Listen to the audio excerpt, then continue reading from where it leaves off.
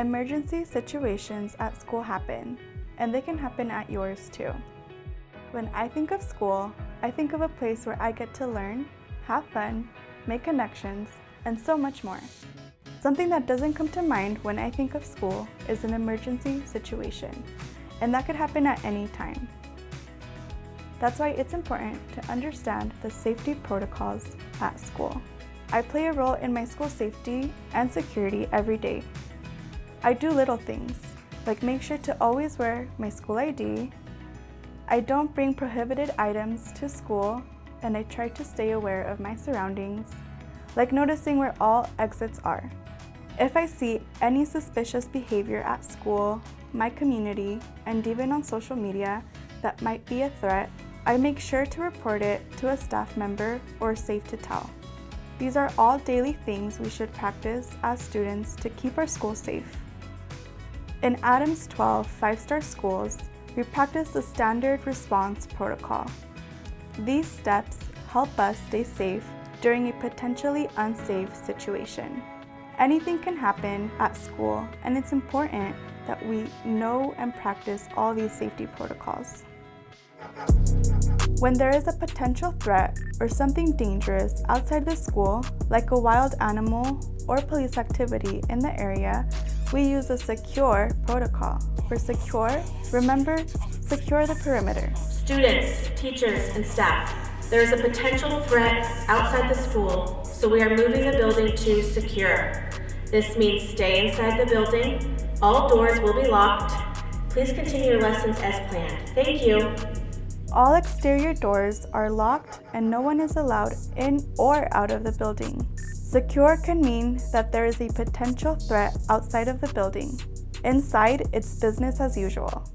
If you hear a security alert for a lockdown, that means there's an immediate threat inside or near the school. Students, teachers, and staff, the school is going into lockdown. Please lock your classroom doors and stay away from the windows. Remember, locks, lights, and out of sight.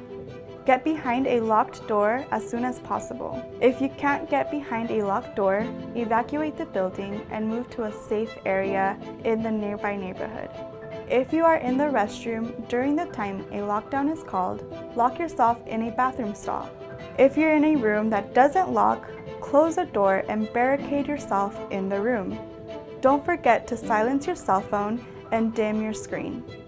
Try to limit your phone activity so you can focus on the situation and keep yourself safe. Do not open the door for anyone during a lockdown. Lockdowns do not end with an announcement. Wait for the law enforcement to release you.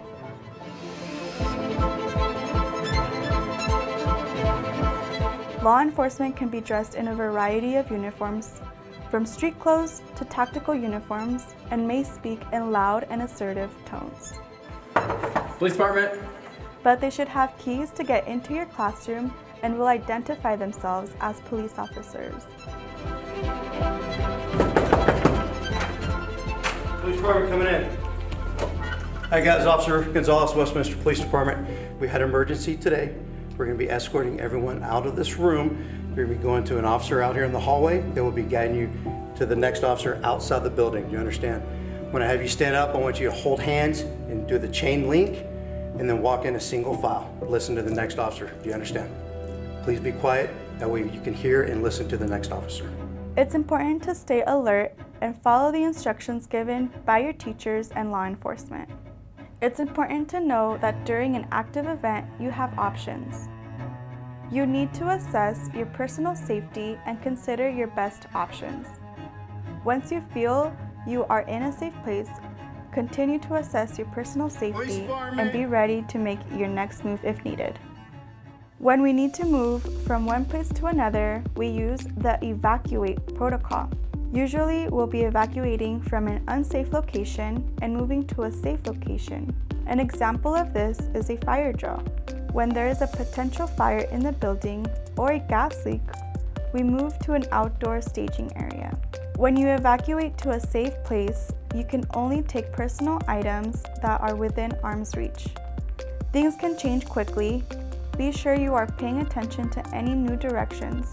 Evacuate can also be used during other situations and will be led by police officers. It's important to listen to directions and keep your hands visible. The shelter-in-place alert means there's an environmental event like a tornado or an earthquake. Students, teachers, and staff, a funnel cloud has been sighted near the school, so please shelter in place immediately. Follow your teacher's instructions. They will take you to a designated safe location for shelter. The safety strategy to respond to this hazard will always be stated with the hazard. Tornado warning, shelter in place. The hold alert is used when the hallways need to be clear of students.